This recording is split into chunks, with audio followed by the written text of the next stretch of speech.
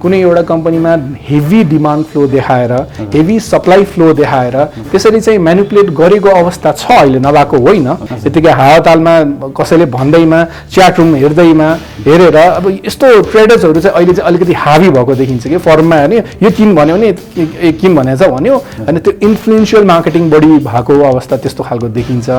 डेटामा तपाईँले यतिकै राम्रोसँग खरखर्ती हेर्नुभयो भनेदेखि अहिलेसम्म हाम्रो 80% को एक्युरेसी हाम्रो नेप्से एनालिसिसमा मिलिरहेकै छ। 80-90% को हाराहारीमा मिलिरहेको छ। 3200 को इन्डेक्सबाटै मार्केट फर्किन्छ, त्यो डेटै छ कि अब कसैले यो त गफै दियो भने भन्ला त्यो सबै डेटै छ कि 2500 2400 बाट बाउन्स ब्याकै हुन्छ भनेर त्यो मजाले राखेको, त्यो हुनुभन्दा पहिलेकै हामीले राम्रोसँग एउटा प्रेडिक्सन गरेको अहिलेसम्म मिलेर बसिरहेकै अवस्था छ। तर एउटा मैले यो टेक्निकल एनालिसिसमा एउटा ठुलो त्यो देखाएको छु, विकृति देखाएको छु कि जहाँ मासलाई इन्फ्लुएन्स गर्ने, कसैलाई डिप्रेस पार्ने हिसाबले बजार 1800 झर्छ भनेको छ पनि देखिएको छ, 2000 झर्छ भन्ने पनि देखिन्छ, बजार 6000 पुग्छ 10000 पुग्छ भन्ने पनि देखिएको छ। 1100 को नेप्से 3000 पुग्यो हो, त्यत्रो राम्रो ग्रोथ गरेर अगाडि बढेको छ नि त। त्यस्तो ग्रोथ तपाईँले इन्डियामा देख्नु भएको छ, युएसमा देख्नु भएको छ? छैन नि।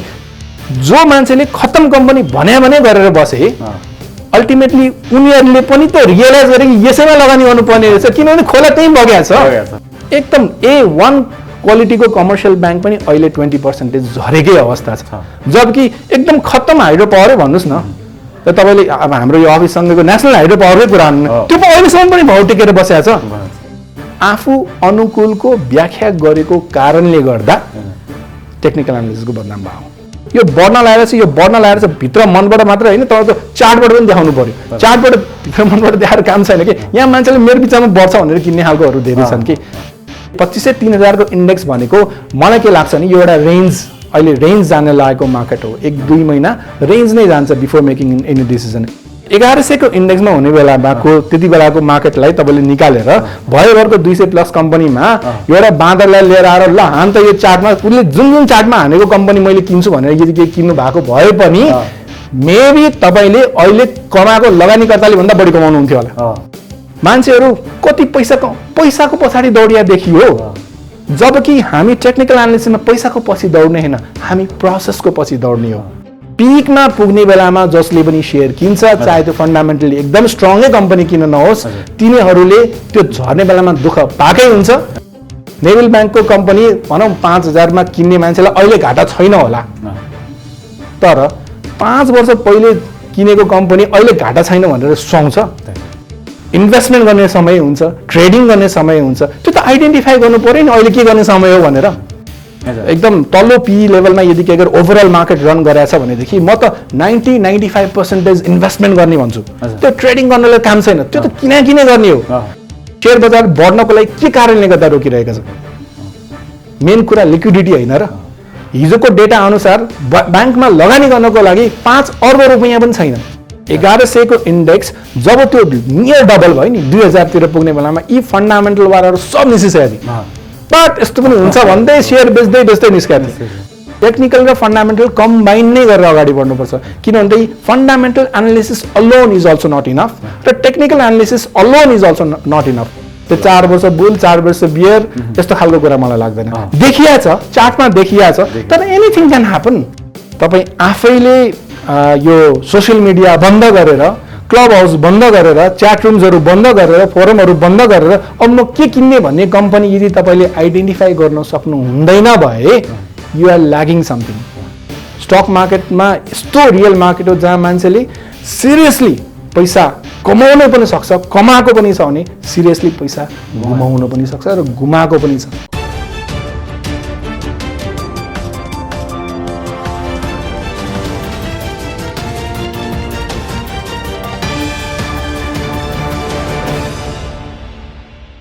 नमस्कार, अर्थसंसार टकको नयाँ श्रृङ्खलामा यहाँलाई स्वागत छ। म लीलानाथ घिमिरे।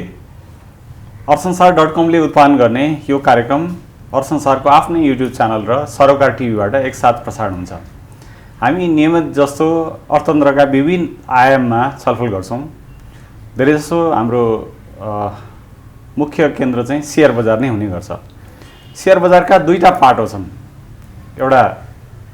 आधारभूत विश्लेषण, कुनै कम्पनीको आधारभूत विश्लेषण गरेर त्यसमा लगानी गर्ने, अर्को चाहिँ प्राविधिक विश्लेषण गरेर लगानी गर्ने। अब यो प्राविधिक विश्लेषणको क्षेत्रमा लामो समयदेखि आफू पनि विश्लेषण गर्दै आउनुभएका र यसको तालिमै सञ्चालन गर्दै आउनुभएका एकजना व्यक्तित्वसँग हामी उपस्थित भएका छौँ। उहाँले यो लामो समयदेखि प्राविधिक विश्लेषण गर्दै आउनुभएका व्यक्तित्व अतीत लाल श्रेष्ठसँग हामी कुराकानी गर्नेछौँ। यो टेक्निकल एनालाइसिस के हो, कसरी गरिन्छ, यसका टुलहरू के छन् र त्यो हेरेर लगानी गर्दाखेरि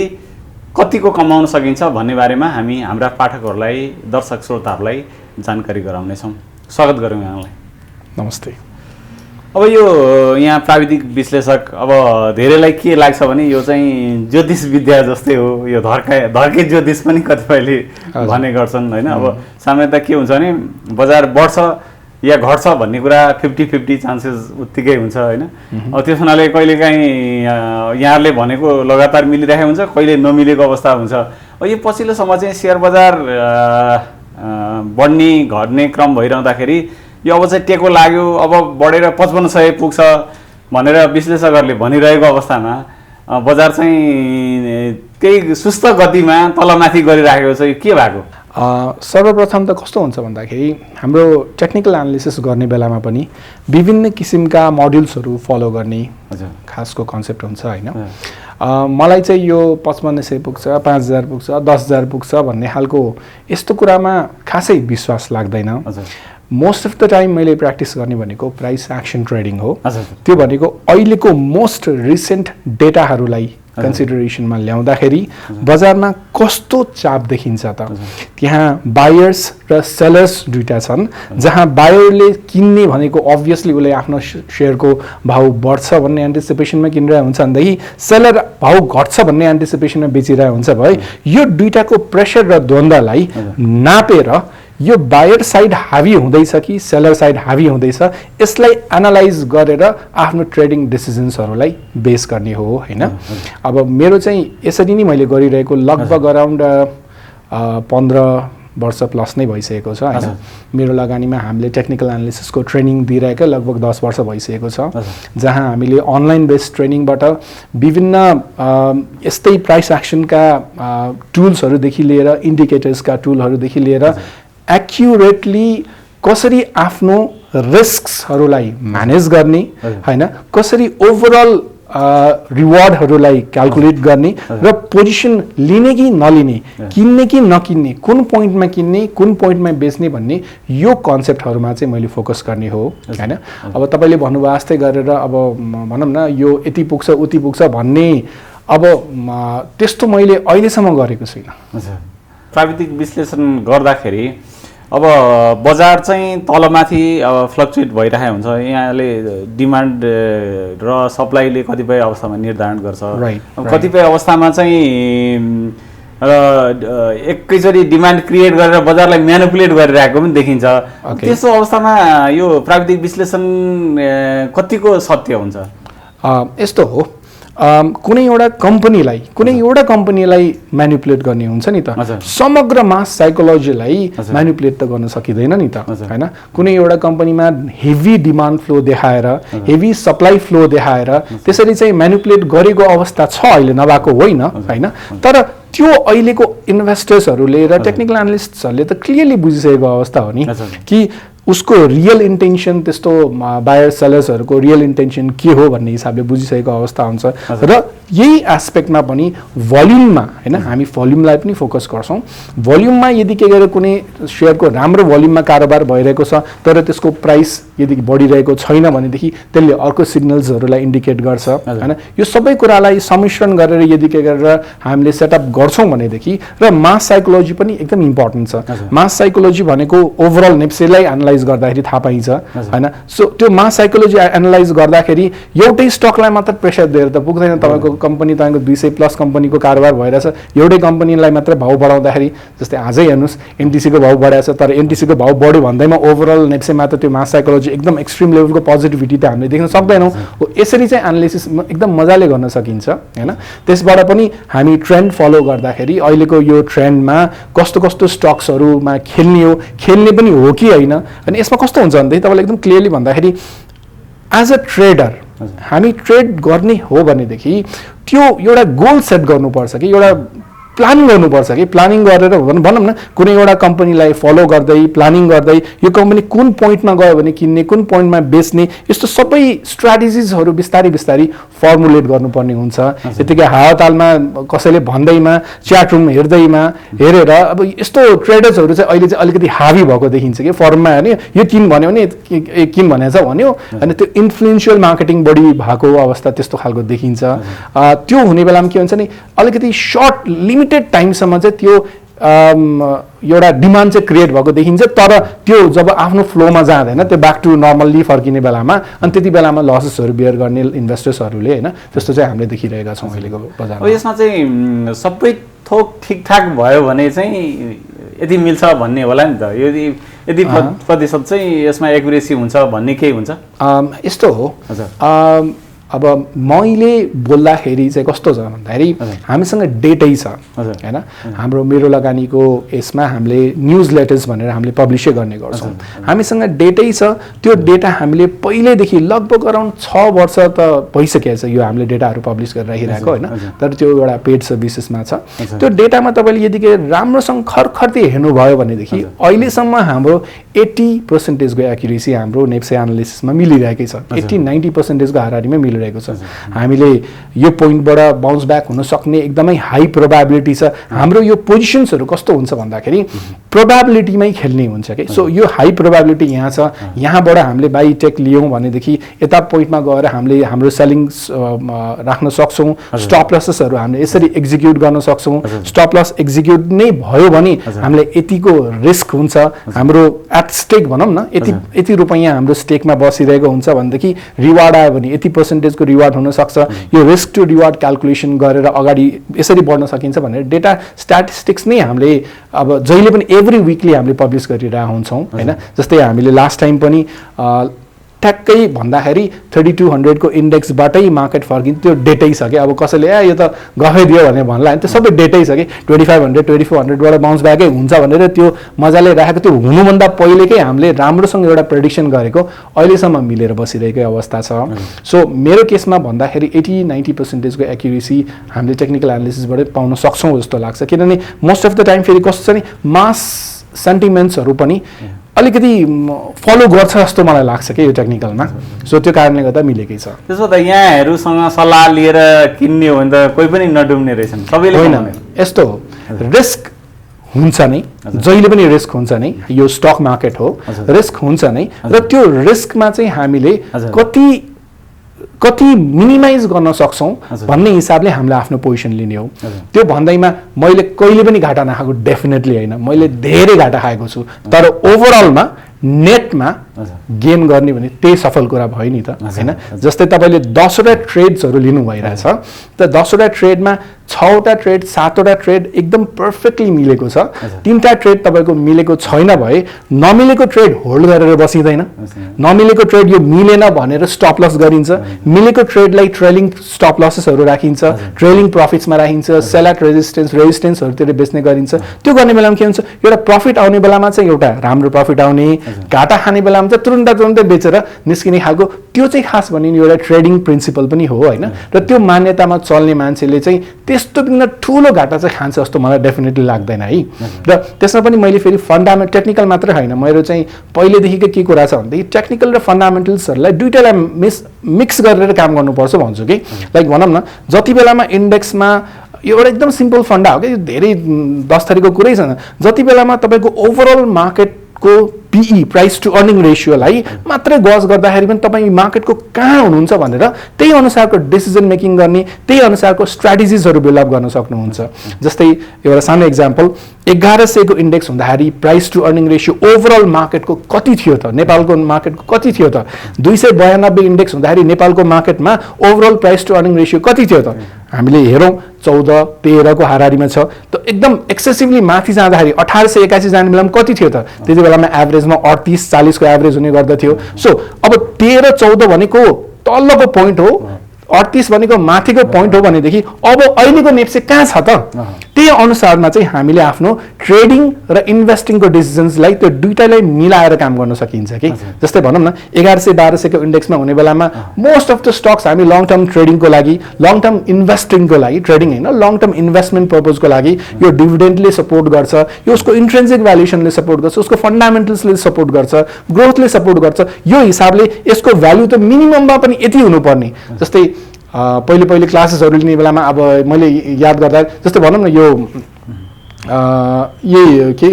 ज्योति विकास ब्याङ्कको भाउ भयो होइन अब त्यति बेलामा 130 रुपियाँ चलिरहेको कम्पनीको भाउ हामीले एकदम मिनिमम क्यालकुलेसन गर्दा पनि यसको मिनिमम भ्यालु 282 रुपियाँ हुनुपर्ने हो यो अन्डर भ्याल्युड भइरहेछ होइन सो जबसम्म त्यो अन्डर भ्याल्युड हुँदैन तबसम्म यो बाइङ नै गर्ने हो 130 रुपियाँ आएर बाइङै गर्यो 120 आयो भने बाइङ नै गर्ने हो 140 पनि बाइङ नै हो यसरी चाहिँ हामीले बाइङ र selling position both based on technical and fundamental analysis अब टेक्निकलले यदि 160 रुपियाँ बेच भन्छ भए पनि किन बेच्नु पर्यो 282 रुपियाँ त उसको त नेट प्रेजेन्ट भ्यालुमा क्यालकुलेट गर्दाखेरि उसको रेट पर्छ हैन सो यसरी चाहिँ हामीले अलिकति मिक्स गरेर टेक्निकललाई मात्रै फलो नगरिकन टेक्निकल र फन्डामेन्टल दुईटालाई मिक्स गरेर यदि के अगाडि बढ्ने हो भनेदेखि मोर सक्सेस पाइन्छ जस्तो लाग्छ यो टेक्निकल एनालाइसिस गर्नेहरूले बजारमा हेर्न चाहिँ के कुरा हेर्छन् मोस्ट अफ द टाइम अब कस्तो हुन्छ नि सबैजनाले आफ्नो आफ्नो प्रिन्सिपल्सहरू डिराइभ गरेर बसेका छन् हैन अब तर एउटा मैले यो टेक्निकल एनालिसिसमा एउटा ठुलो त्यो देखाएको छु विकृति देखाएको छु कि जहाँ मासलाई इन्फ्लुएन्स गर्ने हिसाबले कुनै एउटा इन्डेक्स कसैलाई अलिकति ओभर एक्साइटमेन्ट गर्ने हिसाबले अथवा कसैलाई डिप्रेस पार्ने हिसाबले बजार 1800 झर्छ भनेको छ पनि देखाएको छ 2000 झर्छ भन्ने पनि देखिन्छ बजार 6000 पुग्छ 10000 पुग्छ भन्ने पनि देखिएको छ हैन अब ज्योतिष विद्याले एउटै कुरा देखाउनु पर्ने हैन यस्तो हो यो एक्ज्याक्टली मैले तपाईलाई भन्न खोजेको कि अनि यसलाई दुरुपयोग कहाँ गरिएको छ जस्तो मलाई लाग्छ भन्दाखेरि यसमा भनौँ न तपाईको आफ्नो पोजिसन के छ तपाई टन्न किनेर बसेका छन् तपाई एज एन इन्भेस्टरको नैतिकताले पनि तपाईले 1800 आउँछ भनेर भन्न पाइएन तपाईले सबैजनाले किन्नुपर्छ मेरो विचारमा यो पनि राम्रो छ त्यो पनि राम्रो छ भनेर सबैजना किनेर टन्न प्याक भएर बसिरहेको अवस्थामा तपाईले अब यो बजार अब चाहिँ 1800 मा झर्छ 2000 मा झर्छ भन्न पनि त पाइएन नि त्यो एउटा कस्तो हुन्छ नि एउटा इन्भेस्टर्स एउटा धर्म पनि त हुन्छ नि हो तर कस्तो हुन्छ भनेदेखि न्युट्रल भ्यू पोइन्टबाट मलाई लाग्ने कुरा के हो नि एउटा न्युट्रल भ्यू पोइन्टबाट हामीले सबै कुरा इभ्यालुएट गर्नुपर्छ हुन्छ नि एउटा जहिले पनि भन्ने गर्छु कि हामी एउटा कपमा पानी राख्न अगाडि पहिले कप खाली गर्नुपर्छ भने जस्तै माइन्डमा पनि त्यो एकदम ओपन भएर यदि के गरे तपाईले इभ्यालुएट गर्ने हो क्याल्कुलेट गर्ने हो भनेदेखि अनि बल्ल तपाईले क्लियर पिक्चर देख्नुहुन्छ कि अहिले यहाँ भइरहेछ भनेर हैन जस्तै 1100 को नेप्से 3000 पुग्यो हो त्यत्रो राम्रो ग्रोथ गरेर अगाडि बढेको छ नि त त्यस्तो ग्रोथ तपाईले इन्डियामा देख्नु भएको छ युएसमा देख्नु भएको छ छैन नि त्यस्तै गरेर अब पहिलेको जुन चाहिँ कम्पनीजहरूले अहिले त्यस्तो बिग्न ठुलो एकदम आउट पर्फर्मिङ कुन कम्पनीले गरेका छन् त हैन जस्तै अहिले हाइड्रो पावरको प्राइस कहाँबाट कहाँ पुगिसकेको छ तपाईकै च्यानलबाट मैले धेरै सुन्ने गर्छु यो हाइड्रो पावर त एकदम खत्तम कम्पनी हो यो के हो त्यो हो भने तर एकचोटि याद गर्नुस् त जो मान्छेले खत्तम कम्पनी भने गरेर बसे अल्टिमेटली उनीहरूले पनि त रियलाइज गरे कि यसैमा लगानी गर्नुपर्ने रहेछ किनभने खोला त्यही बगेको छ हो त्यो खाली ब्याङ्क मात्रै बोकेर पनि त सकिएन नि हेर्नु जस्तै एउटा सानो एक्जाम्पल राम्रै कमर्सियल ब्याङ्क एकदम A1 क्वालिटीको कमर्सियल ब्याङ्क पनि अहिले 20% झरेकै अवस्था छ जबकि एकदम खत्तम हाइड्रो पावरै भन्नुस् न त तपाईले अब हाम्रो यो अफिससँगको नेशनल हाइड्रो पावरकै कुरा त्यो पनि अहिलेसम्म पनि भाउ टेकेर बसेको छ यो सेन्टिमेन्ट यदि के गरेर ट्रेडरले बुझ्ने सेन्टिमेन्ट्सहरू हो नि त इन्भेस्टरलाई त यो बुझ्नु जरुरी पनि छैन उनीहरूले त सिम्पली स्किप गरिदिन्छन् यस्तो कम्पनीहरू यो जो एकदम ओभर प्राइस्ड कम्पनीहरूलाई सिम्पली स्किप गरिदिन्छन् तर ट्रेडर्सहरूले के बुझ्छन् भन्दा यदि के गरेर कुनै कम्पनीमा मोमेन्टम छ चार्म छ हैन त्यसमा राम्रो भोल्युम ट्रेड भइरहेछ त्यसमा राम्रो एभरेजमा यदि के गरेर स्टक्सहरूको कारोबार भएर बसिरहेको छ र बायर प्रेसर बिस्तारै अलिकति हावी हुन लागिरहेछ भने त्यस्तो पोजिसनलाई बाइ गरिदिने त थाहा छ ल ठिक छ मैले पनि हामी सबैलाई थाहा छ जस्तै नेशनल हाइड्रो पावर तपाईँको 40-45 रुपियाँमा पनि नबिकेको कम्पनी हो नि त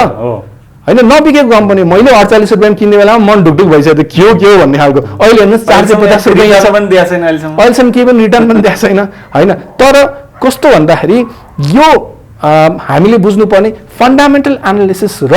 टेक्निकल एनालिसिस दुइटै साइड बाई साइड गरियो र यो ओपन माइन्ड भएर यदि कुनै कुराहरू सोच्ने हो भनेदेखि यस्तो नेसनल हाइड्रोमा पनि इन्भेस्टमेन्ट नगरिकन ट्रेडिङै भए पनि गर्ने आँट आउँछ कि र त्यो आँट भनेको तपाईँले यसमा अहिले मैले किने भने यसमा रिस्क कति छ त ओभरअल तपाईँको ट्रेन्ड कतातिर गइरहेको छ त होइन यस्तो कुराहरू बुझ्यो ठिक छ यति रिस्कको लागि यति रिवार्ड छ भनेदेखि म यसमा अलिकति आफ्नो ट्रेड सेटअप्सहरू इन्टरटेन गर्न सकौँला भन्ने हिसाबले यसरी चाहिँ आफ्नो कन्फिडेन्स बिल्डअप गर्दै अगाडि जाने हुन्छ होइन र तपाईँले भन्नुभएको जस्तै यो अब यो कहाँ पुग्छ कता पुग्छ भन्नेमा भन्दा पनि बढी फोकस चाहिँ मैले अहिले कहाँ ट्रेन्ड चलिरहेछ कतातिर पैसा आउँछ जस्तो छ कतातिर पैसा बन्छ जस्तो छ यस्तोमा चाहिँ इभ्यालुएट गर्ने होइन विदेशमा त अब एल्गो ट्रेडिङको सेटअपहरू नि तपाईँको कोडिङहरू गरेर सेटअपहरू नि बनाएर त्यो अटोमेटिकली तपाईँले हेर्नु पनि पर्दैन अटोमेटिकली किनिदिन्छ अटोमेटिकली बेचिदिन्छ यस्तो खालको सेटअपहरू भएको अवस्थामा नेपालमा पनि बिस्तारै यस्तै प्रविधिमा अगाडि बढ्ने न हो सो यस्तो ट्रेडिङ्सहरू चाहिँ टेक्निकल एनालिसिस त्यो कारणले गर्दा पनि यो पोइन्टमा गएर इम्पोर्टेन्ट हुन आउँछ भनेको यो टुल्सले चाहिँ खासै त्यो एउटै रिजल्ट दिन्छ तर विश्लेषकहरूले त्यसलाई आफ्नो तरिकाले म्यानिपुलेट गर्ने हो एक्ज्याक्टली यस्तो हुन्छ सब्जेक्टिभ एनालिसिस र अब्जेक्टिभ एनालिसिस दुईटा किसिमको एनालिसिस हुने गर्दछ हेर्नुहोस् है सब्जेक्टिभ र अब्जेक्टिभ एनालिसिसमा के हुन्छ भन्दाखेरि कुनै एउटा टुलले भन्दाखेरि ठ्याक्कै भन्दाखेरि RSI 20 भनेपछि RSI 20 नै हो त्यसको एउटा एकदम आफ्नो फ्ल्याट इभ्यालुएसन हुने गर्दछ तर अब्जेक्टिभली यो नगर्ने सब्जेक्टिभली यदि कसैले हेर्छ भनेदेखि अझै झर्न सक्छ यो पहिले यस्तो पनि भएको थियो भन्दै त्यो आफ्नो जस्टिफिकेसन्सहरू धेरै दिन सक्ने हुन्छ कि आफ्नो अनुकूल व्याख्या गर्न पाइन्छ कि जस्तै भनौँ न अब यो अहिले सबै चलिरहेको भनेको हाम्रो वेब थ्योरिजहरूमा एकदम मजाले आफ्नो व्याख्या गर्न पाइन्छ यदि केही बजार अहिले नै झरेर 2300-2200 आयो भने पनि त्यसलाई व्याख्या गर्न पाइन्छ मजाले व्याख्या गर्न पाइन्छ यदि बजार अहिले नै झरेर 3200-3500 गयो भने पनि माथिको रेखाको व्याख्या गर्न पाइन्छ सो यो यस्तो विद्याहरू यस्तो टेक्निकल एनालिसिसको केसमा धेरै जसो चाहिँ मैले के देखेँ भन्दाखेरि धेरै जसो मैले अब फरम्सहरूमा धेरै याद गरेर हुन्छु हेरिरहेको हुन्छु पढिरहेको हुन्छु धेरै जसो के देखेँ भने आफू अनुकूलको व्याख्या गरेको कारणले गर्दा टेक्निकल एनालिसिसको बदनाम भयो त्यसो भए कसरी विश्वास गर्ने त लगानीकर्ताहरूले एउटा एनालिस्टले एउटा भन्छ यसरी देखायो हाम्रो टुलले भन्छ अर्कोले अर्को भन्छ कसलाई चाहिँ विश्वास गर्ने आफूलाई विश्वास गर्ने आफूले त जान्नु पर्यो नि हो त्यो आफूले जाने छैन भनेदेखि आफूले त्यो शिक्षा आर्जन गर्नु पर्यो नि लगानी चाहिँ आफ्नो गर्ने अर्काको विश्वासमा गरेर हुन्छ यसको त यस्तो प्राविधिक शब्दावलीहरू नै याद गर्न पहिला कठिन छ होइन नि सर के कुरा गर्नु भएको 10 दिनमा मात्र 10 दिनमा तपाईले एकदम थरोली दिनको आधी घण्टादेखि 1 घण्टासम्म राम्रोसँग पढ्नु भयो भनेदेखि तपाईले यसको सबै नालीबेली पाउन सक्नुहुन्छ त्यति छिटो हुन्छ त्यति फास्ट हुन्छ हामी कहाँ लगभग अराउन्ड मेरो लगानीको यो जुन चाहिँ अनलाइन ट्रेडिङ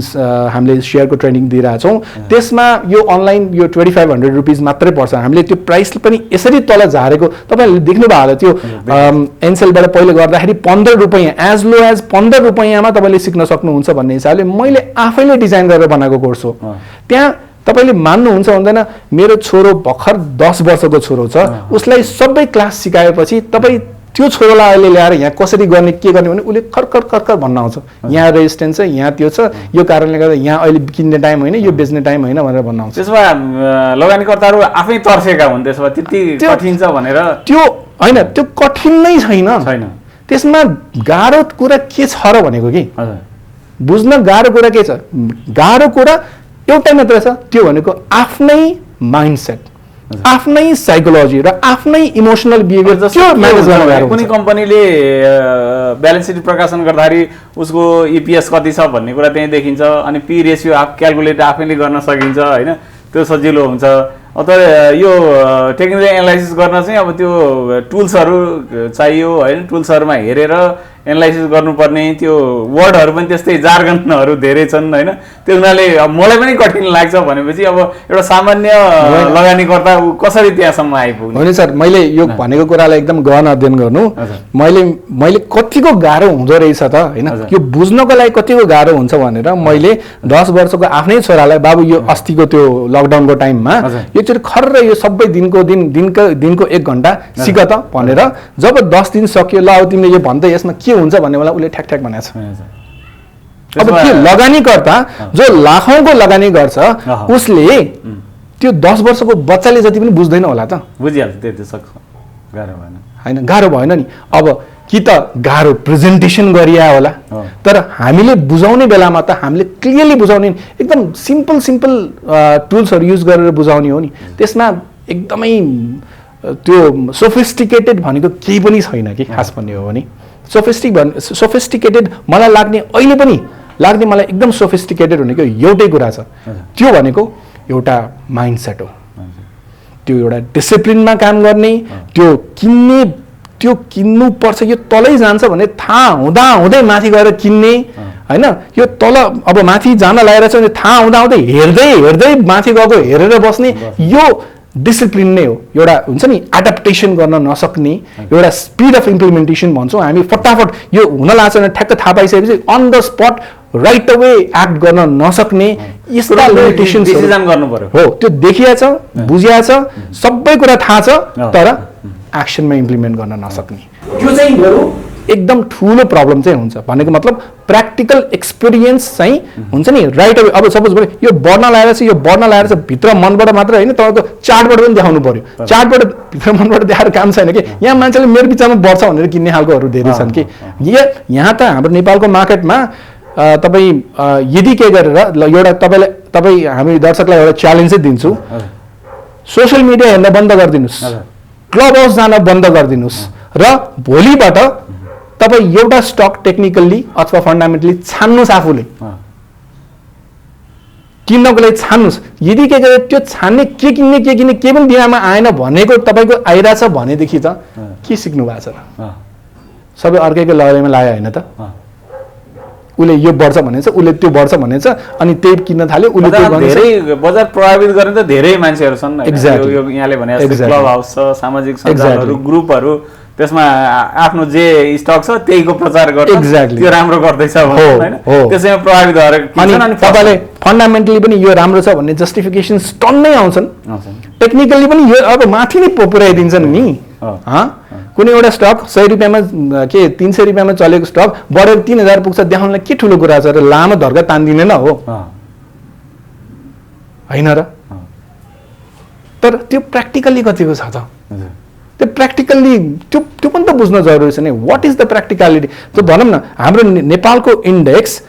2500-3000 रुपैयाँ के 2500-3000 को इन्डेक्स भनेको मलाई के लाग्छ नि यो एउटा रेन्ज अहिले रेन्ज जान लागेको मार्केट हो 1-2 महिना रेन्ज नै जान्छ बिफोर मेकिङ एनी डिसिजन यो अहिलेको मार्केटले तुरुन्तै आजको दिनमा पनि मोनेटरी पोलिसीको समीक्षा गरेर बसिरहेको मार्केट हो यदि के गरेर मोनेटरी पोलिसीमा के राम्रो भइहाल्छ कि त्यसपछि शेयरको भाव बढ्छ कि अनि बेचौँला कि भनेर बसेका लगानीकर्ताहरू यहाँ हाम्रो बजारमा धेरै देख्न सक्छौँ प्र्याक्टिकल्ली तपाईँले टेक्निकल्ली तपाईँले हेर्नुहोस् त कहाँ ब्रेकआउट भएको छ अहिलेसम्म पनि त इन्डिसिजन छ नि तपाईँको 1 हप्ता लङ इन्डिसिजन छ हामीले लास्ट टाइमको न्युज लेटरमा पनि यही लेखेका थियौँ रेन्ज मार्केट नै भनेर हामीले लेखेका थियौँ हैन सो यो इन्डिसिजन छ भनेदेखि तपाईँ हामीले पनि यो इन्डिसिजनमा त किन्ने पनि होइन बेच्ने पनि होइन भनेर टेक्निकली त पुरै क्लियरली आइडेन्टिफाई गरिएको हुन्छ नि हैन सो त्यो डिसिप्लिन मा बस्ने एउटा एडप्ट गरिदिने एउटा एडप्टेसन भन्छौँ क्या हामीले फटाफट त्यो एडप्ट गर्ने कुनै एउटा मुभ चेन्ज हुन लागिरहेछ भने त्यसमा एडप्ट गर्ने डिसिप्लिनमा बस्ने र आफ्नो स्पिड अफ इम्प्लिमेन्टेसन यो 3टा कुरा चाहिँ प्राविधिक विश्लेषणमा हत्तपत्तले चाहिँ गर्न सक्दैन ज्ञान सबै हुन्छ यो आरएसआई यस्तो भनेपछि यस्तो स्टोकास्टिकले यस्तो यहाँबाट यस्तो यो ब्रेकआउट यो हो त्यो गर्ने सब थाहा छ यो नलेजले सबै थाहा पाइन्छ तर प्र्याक्टिकल एक्सपिरियन्स चाहिँ प्रयोग गर्दैनन् अथवा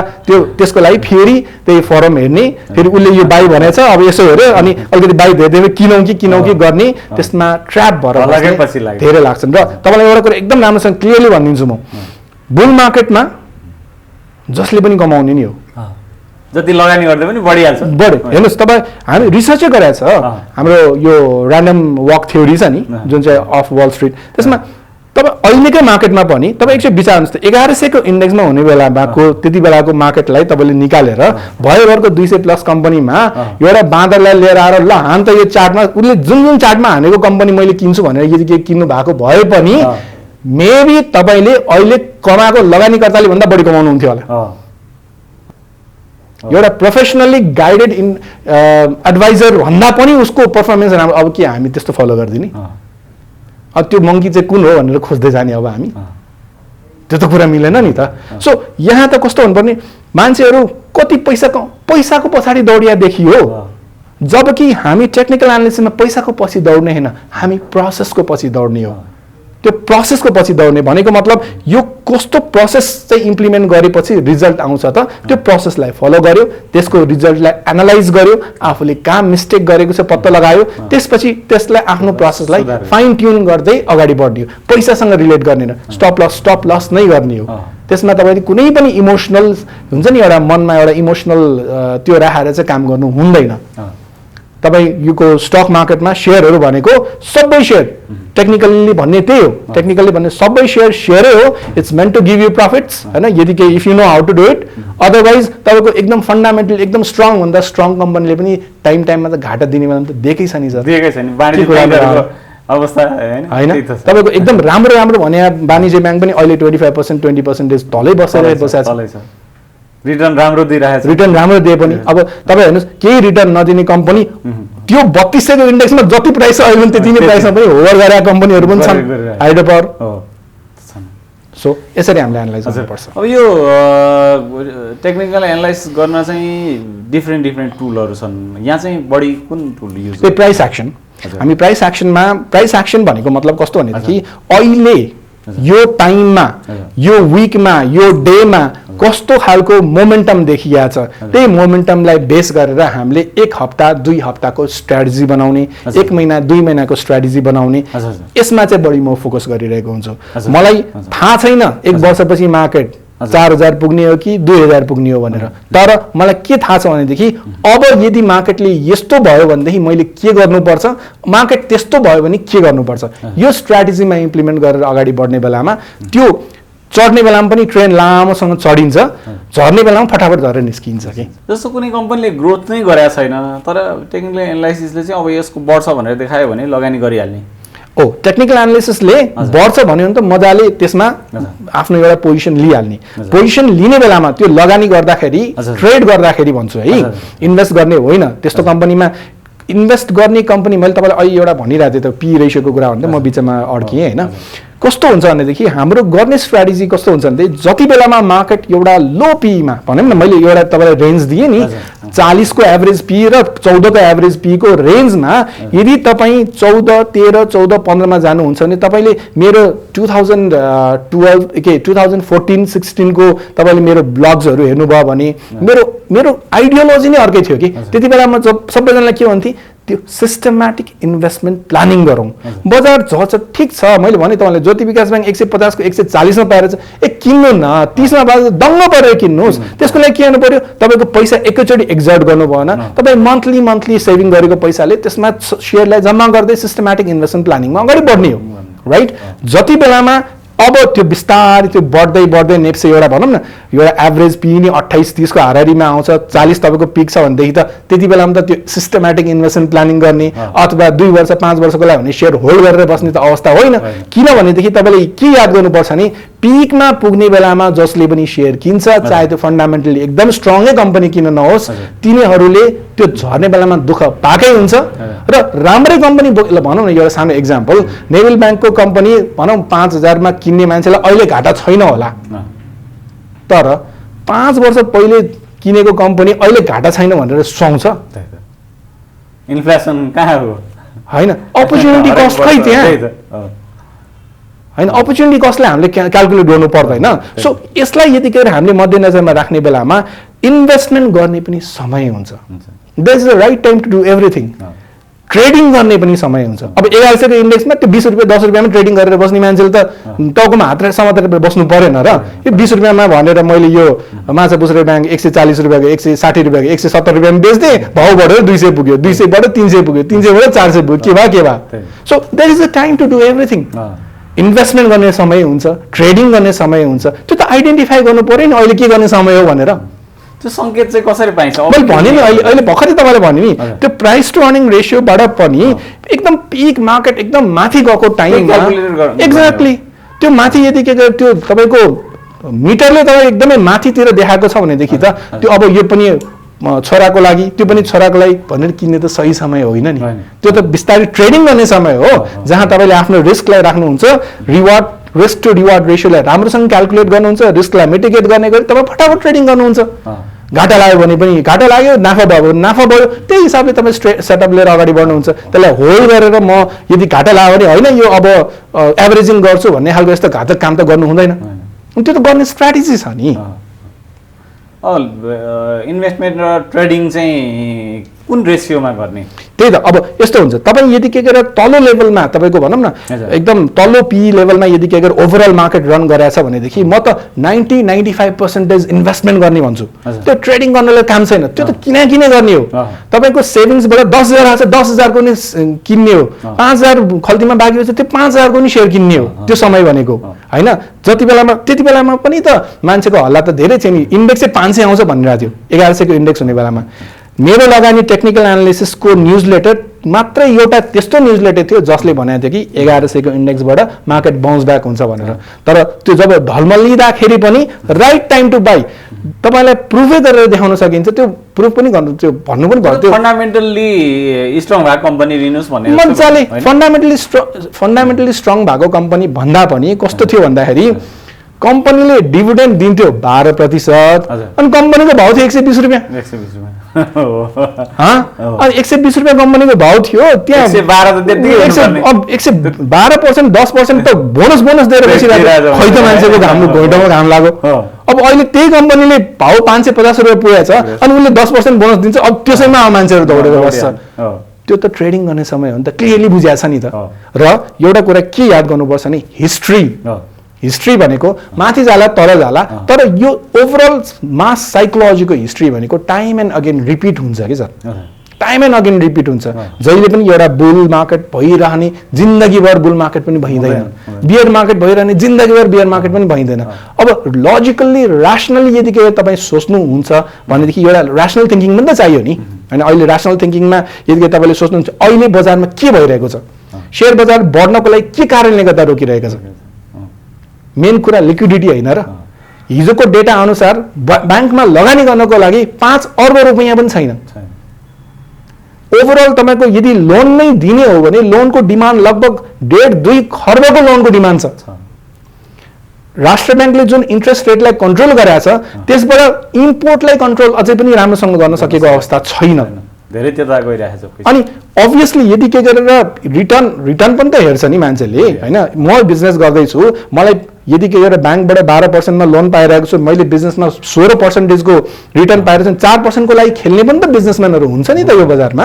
होइन। तपाईँलाई त्यसको डबल ट्रिपलै हुन्छ भन्ने पनि जरुरी हुँदैन नि। त त्यो इन्ट्रेस्ट रेट यदि के गरेर बढेर गयो भने उनीहरूले पनि त्यहाँ इम्पोर्ट नगर्ने प्रोभाबिलिटी, त्यस्तो गुड्सहरू इम्पोर्ट नगर्ने प्रोभाबिलिटी त्यहाँ त्यतिकै बसिरहेको हुन्छ। सो यहाँ हामीले हेर्ने बेलामा सबभन्दा बिगेस्ट च्यालेन्ज हाम्रो यो स्टक मार्केटको लागि के छ त भन्दाखेरि यो जुन चाहिँ लिक्विडिटी जुन चाहिँ छ त्यो लिक्विडिटीको क्राइसिस नै हो भनेदेखि अबको स्टक मार्केटको ओभरअल पिक्चरमा एकदम राम्रो पछि के छ त भन्दाखेरि धेरैभन्दा धेरै इन्भेस्टर्सहरू यहाँ आएका छन्। अनलाइन ट्रेडिङमा कसैको फोर्स बिना, कसैको इन्फ्लुएन्स बिना आफैले ट्रेड गर्न सक्ने एउटा वातावरण क्रिएट भएको छ हो। सो यो कारणले गर्दा चाहिँ यसमा चाहिँ राम्रो एउटा भेलोसिटी एउटा अफ स्टक चाहिँ एकदमै मजाले चेन्ज भएको छ। दिनको 3-4 खर्बको कारोबार हुन थालेको छ अहिले, यस्तो कम आज पनि 3 खर्बको कारोबार भएको छ हो। सो यसरी चाहिँ यदि के मोमेन्टम यसरी हुन्छ भनेदेखि इभेन्चुअली यी इन्भेस्टर्सहरूले अब नयाँ इन्भेस्टर्सले 1-2 चोटि ठक्कर खान्छन् तर अल्टिमेटली बुझ्छन् कि यो कुरो, अल्टिमेटली बुझ्छन् कि ट्रेडिङ कति, इन्भेस्टिङ कति, कुन कम्पनी अहिले पनि इन्भेस्टमेन्ट गर्नको लागि त केपेबल कम्पनीहरू छन् नि आजको डेटमा पनि अब फर्स्ट क्वार्टर भनेको त अलिकति अर्ली नै हुन्छ होइन फर्स्ट क्वार्टर रिपोर्टले लास्ट क्वार्टरसम्म त्यति नै इपिएस मेन्टेन गर्छ भन्ने प्रोबाबिलिटी जस्ट 25% हुन्छ होइन तर पनि अब सेकेन्ड क्वार्टर थर्ड क्वार्टर यदि के गरेर राम्रो भइरहेको छ भनेदेखि त्यसलाई पनि आधार राखेर चाहिँ इपिएसको आधारमा र त्यही अनुसारको आफ्नो ट्रेड सेटअप्सहरू इन्टरटेन गर्न सक्छन् नगर्न सक्ने होइन so mass public participation is what will drive the market भन्ने जस्तो मलाई लाग्छ तर at the same time challenges पनि त्यति नै छ है जस्तो हामी मार्केट प्रवेश गर्न चाहिँ पी रेसियो एकदम घटेको बेलामा हामी गर्छौँ होइन त्यसै गरी अब एक्जिट हुने चाहिँ के धेरै बढ्यो भने अभियसली जो मान्छे फन्डामेन्टल्ली एनालाइज गरेर बसेका हुन्छन् हेर्नुहोस् है फन्डामेन्टल अब एउटा रियालिटी कुरा भन्नु 1100 को इन्डेक्स जब त्यो नियर डबल भयो नि 2000 तिर पुग्ने बेलामा यी फन्डामेन्टल वालाहरू सब निस्किसकेका थिए बट यस्तो पनि हुन्छ भन्दै सेयर बेच्दै निस्केका थिए तर उनीहरूले के मिस गरे भन्दाखेरि आगो त लागिसकेछ हो आगो त लागिसकेछ त्यहाँ त एउटा हुन्छ नि एउटा जुनुन सवार भइसकेको छ मान्छेहरूमा एउटा क्रेजनेस आइसकेको छ जहाँ मान्छेले तपाईँ हामी महिनामा मेहनत गरेर 40-50 हजार रुपियाँ कमाउला लाख रुपियाँ कमाउला त्यहाँ दिनको लाख रुपियाँ कमाउने अपर्च्युनिटी आइरहेछ होइन सो त्यो माहौल जब त्यो तातिसकेको हुन्छ त्यति बेलामा त्यो तुरुन्तै सेलाउनु त कुरा होइन र त्यो त इभेन्चुअली अहिलेसम्म चलेर बसिरहेको अवस्था छ होइन सो यहाँ त के फन्डामेन्टल एनालिसिस मैले तपाईँले फर्स्टमै भने फन्डामेन्टल र टेक्निकल दुईटालाई मिक्स गरेर अगाडि बढ्नुपर्छ भनेको कारण अहिले मात्रै भने होइन मैले 10 वर्ष 15 वर्ष पहिलेदेखि भनेर बसिरहेको कुरा हो टेक्निकल र फन्डामेन्टल कम्बाइन नै गरेर अगाडि बढ्नुपर्छ तपाईँले मेरो पहिलेको इन्टरभ्यूमा पनि यही कुरा भन्ने हो टेक्निकल र फन्डामेन्टल कम्बाइन नै गरेर अगाडि बढ्नुपर्छ किनभने fundamental analysis alone is also not enough र technical analysis alone is also not enough मैले तपाईँले टेक्निकलको तपाईँले भने नि एउटा लिमिटेसन्सहरू भने नि अब त्यो कारणले गर्दा यो दुईटालाई मिक्स गरेर तपाईँ अगाडि बढ्न सक्नुहुन्छ भनेदेखि त्यो सक्सेस पाउने र एउटा एकदम म्याक्सिमाइजेसन आफ्नो प्रफिटलाई गर्न सक्ने प्रोबाबिलिटी एकदम हाई हुन्छ अब बजार विश्लेषकहरू के भन्छ भने यो मास सेन्टिमेन्टले चल्छ बजार चाहिँ एक्ज्याक्टली अब प्राविधिक विश्लेषकहरूले जब अब बढ्छ भन्छन् नि मान्छेहरू त्यसरी त ओइरिन्छन् त्यसै गरी अब घट्छ भनेपछि निस्किन्छन् अनि अब प्राविधिक विश्लेषणले हामीले भनेको भयो भन्छन् अब त्यस्तै हुने हो होइन त्यस्तो होइन म तपाईँलाई एउटा कुरा हुन्छ रङ टाइममा यदि माहौल चल्दै कोही प्राविधिक विश्लेषण अब घट्छ भने ऊ फेरि खाने हो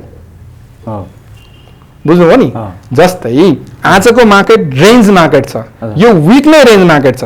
जो प्राविधिक विश्लेषकले अस्तिको आइतबार अब मार्केट बढ्छ भने त्यो त फेल खायो होइन र जो प्राविधिक विश्लेषकले अब बजार ध्वस्त हुने भयो यो हप्ता हेर्दै 200 अङ्कले झर्छ भन्ने त्यो पनि त फेल खायो अनि यो त तपाईँले त्यो फाप्नु पर्छ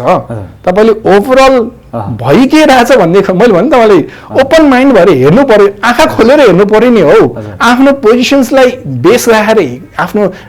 त्यो गर्ने होइन कि आफ्नो एनालिसिस गर्ने होइन कि यो मेरो पहिलेदेखिकै एउटा स्ट्रेन्थ मैले के गरेको छु नि आफ्नो इररेस्पेक्टिभ अफ माई पोजिसन मैले मार्केटलाई एनालाइज गरिरहेको हुन्छु कि होइन मैले कम्प्लिटली बेचेछु भने पनि यदि के गरेर बढ्ने हो भने बढ्ने नै हो भन्नुपर्छ त्यो टेक्निकल एनालिसिसको धर्म हो कि होइन मैले सबै सेयर बेचेको छ अब त घट्छ भनेर तल त्यो डेफिनेटली गर्ने काम चाहिँ होइन कि अनैतिक काम हो त्यो अनैतिक काम हो कि आफूले टन्नै सेयर किन्यो भने चाहिँ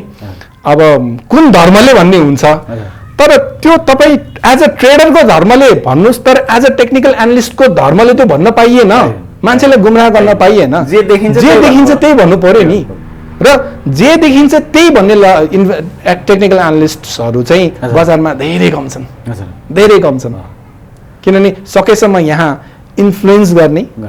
र इन्फ्लुएन्स गरेर आफूलाई बढाउनु चाहिँ घटाउनु गर्ने हिसाबले इन्फ्लुएन्स गर्ने त्यस्ता टेक्निकल एनालिस्टहरू बजारमा च्यापच्याती पाइन्छन् अब जस्तो अहिलेको बजारमा अलिकति केन्द्रित हौँ अहिलेको बजार चाहिँ के हो यो अब यहाँले रेन्ज भन्नुभयो कस्तो हो साइडवेज भन्छन् साइडवेज रेन्ज कस्तो भनेदेखि मैले तपाईँलाई भने नि दुईटा लिमिटेसन है प्र्याक्टिकली कुरा गर्छु म एकदम प्र्याक्टिकली कुरा गरौँ लिक्विडिटीको एकदम क्राइसिस सत्य हो रियालिटी कुरा हो मैले कुनै झुटो कुरा बोलाए त होइन reality it is a reality होइन त्यस्तै गरेर खुल्ला आइरहेको होइन त्यो रियालिटी कस्तो छ भन्दाखेरि तुरुन्तै सल्भ नहुने प्रब्लम हो तुरुन्तै सल्भ हुन सक्छ सक्दैन त्यो जस्तै राष्ट्र ब्याङ्कले सिडी रेसियोलाई 95% गर्न सक्ने त्यस्तो पनि त्यो एउटा हुन्छ नि कम्प्लिटली आउट अफ इकोनोमीबाट गयो भने त्यो झन् ठुलो दुर्घटना हुन सक्ने प्रोबेबिलिटी हुन सक्छ कोभिडको कारणले गर्दा सीसीडी रेसियोलाई 80 बाट 85 पारेको थियो क्रन्च हुन सक्छ रेमिटेन्स घट्न सक्छ त्यो कारणले गर्दा हामीले फर्सी गरेर अहिलेको लागि 1 वर्षको लागि एउटा क्षणिक समयको लागि हामीले 80 बाट 85 गरेर तर पछि फेरि ब्याक टु 80 आउने हो भन्ने हिसाबले त्यति बेला निर्देशन जारी गरेको हो सो त्यो हिसाबले अहिले जुन चाहिँ लिक्विडिटी क्राइसिस छ तुरुन्तै चट्ट सल्भ हुने सक्ने प्रोबेबिलिटी हामी देख्दैनौँ नम्बर 1 कुरो है त मैले तपाईलाई भने यही केसमा पनि हामीले टेक्निकल्ली होइन यो प्र्याक्टिकल्ली हामीले हेर्ने बेलामा यहाँ यति धेरै इन्भेस्टर्सहरू नयाँ इन्भेस्टर्सहरू यति धेरै इन्भेस्टर्सहरू मार्केट पार्टिसिपेन्ट्सहरू बजारमा छन् कि उनीहरूले नै एउटा मोमेन्टम क्रिएट गरेर राखिरहन सक्छ उनीहरूले बजार धान दिन सक्छ क्रिएट गरेर राखिरहन सक्छ कहिले यो बढ्छ भन्छ त्यो अहिलेको जस्तै यो परमा यो बढ्छ भन्छ घरेर किने फेरि घट्यो फेरि अर्को भन्यो यसमा घाटा लाग्यो भने त्यो एउटा चक्कर छ नि त्यो चक्र चलेर बसिरहन सक्छ किनभने सबैजनाले मनग्ने कमाएका छन् हेर्नु चाहिँ मैले तपाईँलाई भने अहिले ऱ्यान्डम वक थ्योरीकै हिसाबले पनि आँखा चिम्लेर जे कम्पनी किन्नु बजारबाट सेयर के अरे बेचेर निस्किए पनि त्यो पैसा चाहिँ बजारमै हाल्ने रहेछ नि उनीहरूले एक्ज्याक्टली मिस्टेक त्यही हुन्छ जब तपाईँले क्यास ब्यालेन्स कति बेलामा निकाल्नु पर्छ कति बेलामा तपाईसँग इन्भेस्टमेन्ट अब भनौँ न हामी आफ्नो एज अनुरूपको काम गर्ने हो नि हैन एकदम यंगस्टरहरूले कहाँ क्यास ब्यालेन्स हुनु सबै स्टक एकदम रिस्क लिनुपर्छ भनेर भन्छ भने बिस्तारै एजहरू 60-70 हरूको हुने बेलामा बन्ड्समा इन्भेस्टमेन्ट गरौँ एफडीमा इन्भेस्टमेन्ट गरौँ अलिकति क्यास राखौँ अलिकति स्टक राखौँ अलिकति गोल्ड राखौँ रियल इस्टेटमा अलि इन्भेस्टमेन्ट गरौँ यही इन्भेस्टमेन्टको परिपाटाहरू त हुन् सो तपाईँलाई अहिले जुन चाहिँ भनिरहेको छौँ नि अहिले हाम्रो यो अहिले बजारमा जुन चाहिँ यता जुन मास पार्टिसिपेसन अहिले भइरहेछ त्यो मास पार्टिसिपेसनसँग अहिलेको अवस्थामा चाहिँ बजार जस एक लेभल धान्न सक्ने पावर चाहिँ मैले पोटेन्सियल चाहिँ मैले देखेको छु है यो टेक्निकली पनि जस्टिफाइड किन पैसै भएन भने पनि उनीहरूले जान्छ किन एक त तपाईँको सेयरको जुन चाहिँ लोन जुन चाहिँ ल्याएको छ त्यो ओभरअल लोन तपाईँ 2-3% भन्दा बढी छैन हेर्नुहोस् है भनेको मतलब पहिले त 15% 20% को हाराहारी हुने त्यो लोन अहिले सबैजना त्यो बिग इन्भेस्टर्स बनाउँदाले त्यो बाध्य भएर बेचे अथवा यो बेच्ने समय हो भने बेचे सबैजनाले बेचिसकेको अवस्था छ हेर्नुहोस् है अब कसरी मार्केट मुभ हुन्छ भन्दाखेरि तुरुन्तै मार्केट एकैचोटि जम्प गर्न सक्ने पोटेन्सियल पनि मार्केटमा हुँदैन त्यसको लागि मनी फ्याक्टर चाहियो नि एकदम ह्युज फन्ड त्यहाँ गएर एकदमै इन्जेक्ट गरिदिने र त्यसलाई नै मार्केटलाई पुश गर्न सक्ने कोही त आउनु पर्यो नि हैन तर त्यो आउन सक्ने कोही पनि आँट अहिले हुँदैन किनभनेदेखि किन भन्दाखेरि तपाईँको अहिलेकै हिसाबले हेर्दाखेरि अपर्च्युनिटिज मैले तपाईँलाई अपर्च्युनिटी भने आजको दिनमा फिक्स्ड डिपोजिट डेभलपमेन्ट ब्याङ्कमा 10.25 पुगिसकेको छ 7.5 को 10.25 पुगिसकेको छ भनेको मतलब बिस्तारै यदि के यो अझै क्रन्च सकेको छैन होला भविष्यमा 10.5 होला 11 होला त्यसले पनि कुनै एउटा वर्गलाई अट्र्याक्ट गर्छ के त्यहाँ सो यसरी हेर्ने बेलामा जब लिक्विडिटी यसरी भएर बस्ने बेलामा त्यो वर्गलाई अट्र्याक्ट गर्ने भनेको मलाई के उसले सेयर बेच्ने निस्किने हो यदि के तपाईँले सेयर होल्ड गर्नु भएको छ ओहो 11% राखिदिउँ अहिलेको यसो हेर्दाखेरि आरो रिटर्न अन इन्भेस्टमेन्ट खासै हेर्दाखेरि तपाईँ 6-7%, 5-6%, 3-4% अहिले अस्तिको त वाणिज्य ब्याङ्कको जम्मा 3.5% को एभरेजमा छ प्राइस टु उसको दिएको रेसियो 3-4% भन्दा बरु यसमै राखिदिउँ फिक्स्ड डिपोजिटमा राख्ने पनि त एउटा कुनै एउटा वर्ग होला नि त बजारमा नहुने होइन नि हो त्यो भनेको त्यहाँबाट पनि होइन जोखिमलाई ब्यालेन्स गरेर लिने नलिने भन्दा पनि ब्यालेन्स गरेर लिने यसमा पनि अलिकति होस् यसमा पनि अलिकति होस् यताबाट 4% को एनुअल रिटर्न आउँछ यताबाट 10% को आउँछ एभरेजमा 7.5 त आयो हैन 7% को त आयो हैन त्यसरी चाहिँ इभ्यालुएसन गर्ने मान्छेहरू पनि हुन्छन् सो त्यो गर्दाखेरि पनि यताबाट मार्केटबाट पैसा जान सक्ने प्रोबेबिलिटी पनि त्यतिकै भइरहेको छ जति क्रन्च हुँदै जान्छ जति ब्याङ्क आफ्नो इन्ट्रेस्ट रेट बढाउन बाध्य हुन्छ त्यति पैसा चाहिँ ब्याङ्कमा अझै फ्लो हुन सक्ने खालको प्रोबेबिलिटी त्यहाँ हुन सक्छ भएदेखि त्यहाँ तपाईको ठुलो इन्भेस्टर्सहरूलाई अब ब्याङ्कबाट यदि लोन पछि गएर अलिकति लोन इज अफ भएर लोनै लिएर काम गर्नु पर्यो 14% ब्याजमा सेयर मार्केटमा लगानी गर्ने नगरेको होइन पहिले पनि गरेको थियो तर त्यसरी गर्ने बेलामा उनीहरूको त्यो पहिले त्यो 7.5-8% मा इन्ट्रेस्टमा काम गर्दाखेरि जुन उसको पोटेन्सियल छ नि 7.5% मा जुन 8 ले काम गर्ने हुन्छ नि जस्तै नेभल ब्याङ्कले 8% मा सेयर लोन लिन हो भन्ने बेलामा जुन 8 ले काम त्यो 14% मा त हुँदैन नि हैन सो त्यो कारणले गर्दा चाहिँ त्यो एकैचोटि बजार एकदम एक्सट्रिम हाइटमा बढ्न सक्ने प्रोबेबिलिटी पनि कम छ भनेदेखि because of this mass participation बजार जाम जाम जाम झर्न सक्ने प्रोबेबिलिटी पनि मैले त्यस्तै बिग्न देखेको छैन। भनेको मैले यहाँ अब टेक्निकल्ली हेर्दाखेरि पनि कस्तो खालको इभ्यालुएसन देखिन्छ भन्दाखेरि तलको पोइन्ट भनेको यही अस्तिको 2480-2500 को रेन्जमा, तल भनेको त्यही 2400-2500 को रेन्जमा, माथि भनेको नि 3000 को रेन्जमा, 3065 को रेन्जमा। सो यो पोइन्टमा चाहिँ अलिकति रुमलेर बसिराख्ने पावर पोटेन्सियल चाहिँ बजारमा चाहिँ छ भनेको मतलब यही साइडवेज जान सक्छ। अब हेर्नुहोस् हामीले के गर्यौँ अहिले भर्खर फन्डामेन्टल्ली र टेक्निकल्ली दुईटै कुरालाई जोइन गरेर एउटा समराइजेसन निकाल्यौँ। जस्तो बजारको चाहिँ पुरानो हिस्ट्री हेर्दाखेरि अब 4 वर्षको बियरिश र बुलिश ट्रेन्ड हुन्छ भनेर आकलन गरिएको छ। के छ यो करिब 2 वर्ष बित्यो, अझ 2 वर्ष चाहिँ बढ्ने नै हो बजार, के छ तपाईँको? त्यो भनेको ग्याम्बलर्स फ्यालेसी हो। हजुर, त्यस्तो कुरा गर्नुहुन्छ भने त्यसलाई ग्याम्बलर्स फ्यालेसी भन्छ। त्यो भनेको मतलब के भने कोइन एकचोटि फ्लिप गर्नुहोस् हेड आयो, फेरि कोइन फ्लिप गर्नुहोस् हेड आयो, अब फेरि कोइन फ्लिप गर्ने बेलामा टेल आउन सक्ने प्रोबेबिलिटी हाई भयो र हुँदैन? बराबर चान्सेस हो भने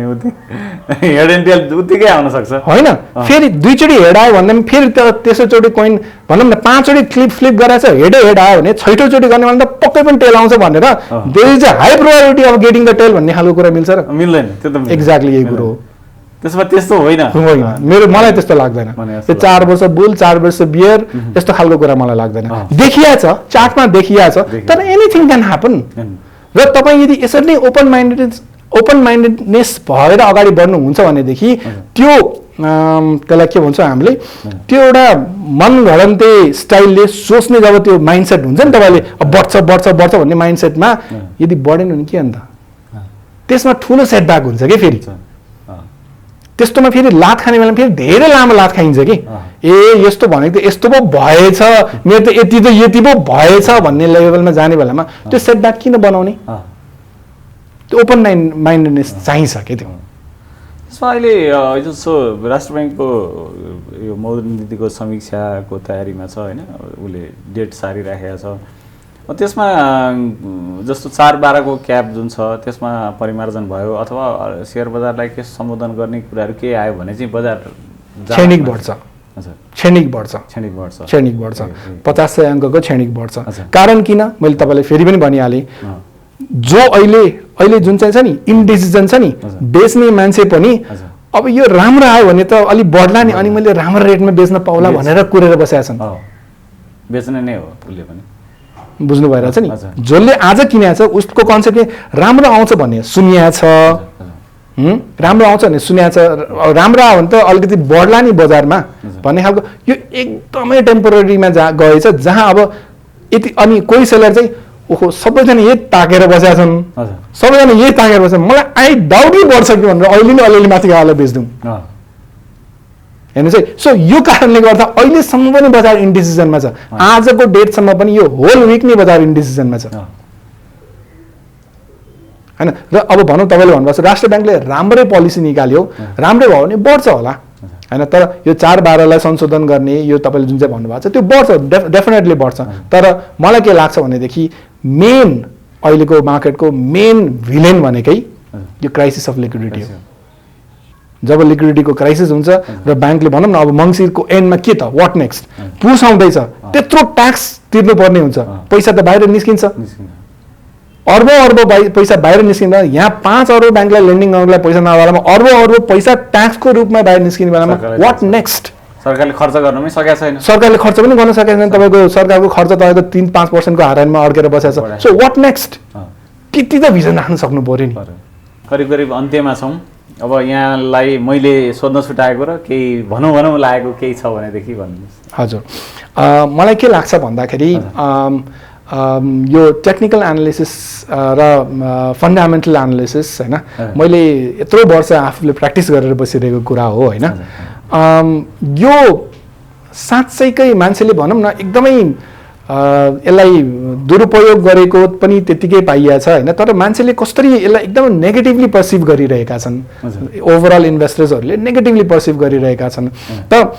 मैले अघि भनेको एउटा कुरा म फेरि रिइटरेट गर्न चाहन्छु कि तपाईँ एक्लै बन्द कोठामा बसेर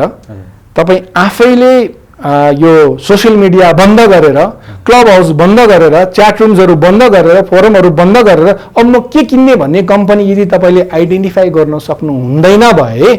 यु आर ल्यागिङ समथिङ। त्यहाँ तपाईँलाई ज्ञानकै कमी छ। आफूसँग भएको ज्ञानको कमीलाई त्यो भनौँ न ओभरअल एनालिस्टलाई बदनाम हुने हिसाबको चाहिँ त्यसरी चाहिँ काम कुरो नगरौँ। र अभियसली त्यो हर्ड मेन्टालिटीमा हर्डको पछ्याउँदाखेरि बुल मार्केटमा जसले पनि कमाउने नै हो। रियल गाह्रो त बियर मार्केटमा हुन्छ। मैले जुन 2 चोटि त्यस्तो बियर मार्केटमा फेस गर्दाखेरि नराम्रोसँग देखेका छन् मान्छेहरू डुबेको पल्टेको होइन। त्यो उसको ओभरअल गेम प्लानिङै त्यसरी बिग्रिन्छ कि सर। सो त्यसमा याद गर्नुपर्छ। त्यो एकदम डेन्जर कुरा हो। स्टक मार्केटमा यस्तो रियल मार्केट हो जहाँ मान्छेले सिरियसली पैसा कमाउन पनि सक्छ, कमाएको पनि छ भने सिरियसली पैसा गुमाउन पनि सक्छ र गुमाएको पनि छ। अनि यसलाई सबै कुरा आफैले हुन्छ नि, आफैले एक्सपिरियन्स गर्नु पर्दैन कि। कति कुरा अरूले भनेको कुरा सुनेर यस्तो पनि हुँदो रहेछ है भनेर त्यो रिस्कलाई बुझ्न पनि अहिलेको न्यू इन्भेस्टर्सहरूलाई एकदम जरुरी छ, एकदम इम्पोर्टेन्ट छ। के भन्न चाहन्छु। हस्, धन्यवाद।